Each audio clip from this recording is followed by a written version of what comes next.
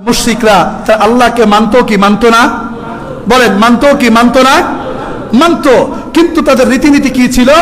তৎকালীন সময়ে তারা মূর্তি বানাইতো আর বিভিন্ন বড় বড় আল্লাহর ওলি লাত মানাত উজ্জা, এমনকি মক্কার ভিতরে থাকা বড় বড় যে মূর্তিগুলো ছিল তার মধ্যে নূহ আলাইহিস সালাতু ওয়াস সালামের মূর্তি ছিল, মুসা আলাইহিস সালাতু ওয়াস সালামের মূর্তি ছিল, ঈসা আলাইহিস সালাতু ওয়াস সালামের মূর্তি ছিল, ইব্রাহিম আলাইহিস সালাতু ওয়াস সালামের মূর্তি ছিল।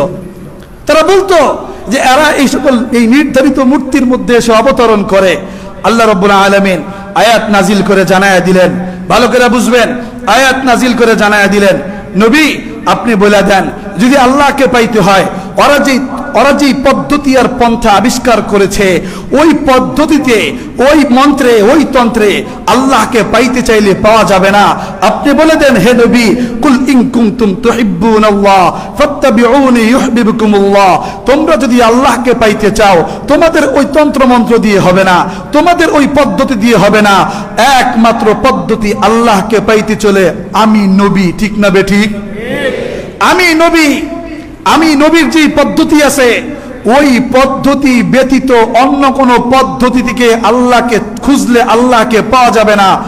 এজন্যই আল্লাহ রাসূল সাল্লাল্লাহু আলাইহি ওয়াসাল্লাম মক্কা বিজয়ের পরে 360টা মূর্তি সর্বপ্রথম ভেঙ্গে পুরা বিশ্ববাসীকে আনেওয়ালা কিয়ামত পর্যন্ত সবাইকে বুঝাইয়া দিয়েছেন, ও জাতি বুঝো, আল্লাহকে যদি পাইতে হয় এই সকল মূর্তির মাধ্যমে পাওয়া যাবে না।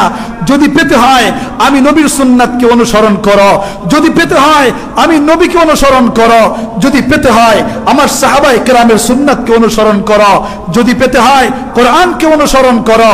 সুতরাং এই অনুসরণ বাদ দিয়ে যদি কেউ মূর্তির মাধ্যমে আল্লাহকে খুঁজো আল্লাহকে পাইবা না, এটা প্রমাণ করার জন্য এ সকল সব মূর্তি আমি ভেঙে দিয়েছি।